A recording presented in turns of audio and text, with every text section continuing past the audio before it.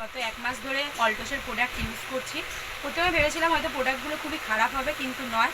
আমি ইউজ করার পরে রেজাল্টটা বুঝেছি।